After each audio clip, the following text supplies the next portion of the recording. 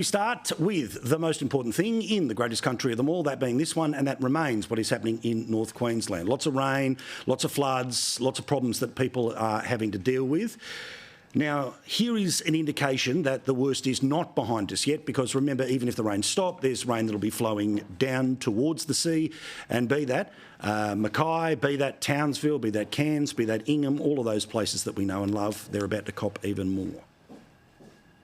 The heaviest rain is now shifting to central parts of Queensland. So thankfully for Ingham and surrounding areas, the worst of the rain is done. The floods won't get to the same heights again, despite the fact that in Queensland there's potential for still another 500 millimetres over the coming week. Yes, of course, but it's about what ends up flowing that way. So all the coverage will be there all weekend long, no matter where you happen to be and how you watch us, be it Sky News Regional, Flash or Foxtel, or through the Sky News app. However you watch us, we'll keep the information there. And also don't forget to keep an eye on our weather channel all weekend, and make sure the homepage, as always, is skynews.com.au. For his part, the Prime Minister was in North Queensland today. He toured some of the sites with the Premier of of Queensland, David Crucifulli. Sorry, Queensland. We've taken the opportunity to pre-deploy and to restock some resources in the knowledge that there could be some more rain in the next few days. And that looks like setting up a couple of different hubs and making sure that we do what we did ahead of this event.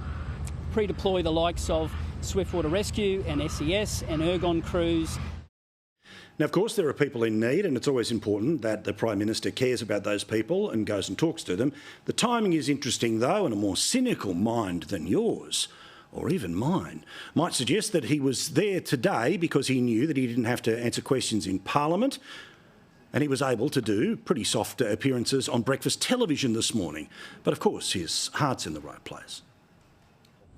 Today we're announcing $8 million co-funded community relief fund, providing up to $1 million for the local government associations, 8 of them, that are impacted by this flooding event. More than the appearance of the politicians are, of course, the people.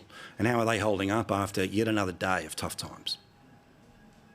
It's pretty crazy and it sucks with nothing.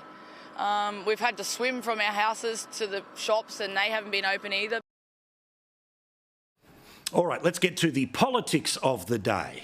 Now, on Thursday night, I can take a little time to start pulling apart some of the lies that are building up by a government that has got virtually no good record to run on, apart from putting a whole series of landmines into the federal budget that mean it will be in deficit for the next 40 years.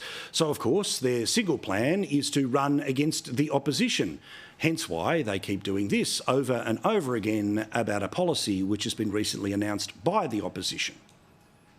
When they say they're putting their money where their mouth is, they mean a $10 billion plan for you to shout the boss's lunch. And that side of the House is focused on long lunches. This man favours long lunches over public hospitals. The only policy they have is free lunches. Serving bosses long lunches at taxpayer expense. They'll spend billions on free lunches for bosses. Always about lunch with these folks.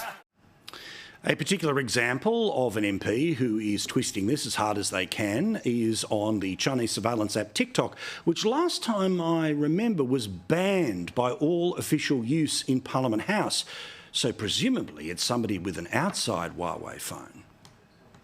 Long lunches paid for by the taxpayer for bosses. Are the libs for real?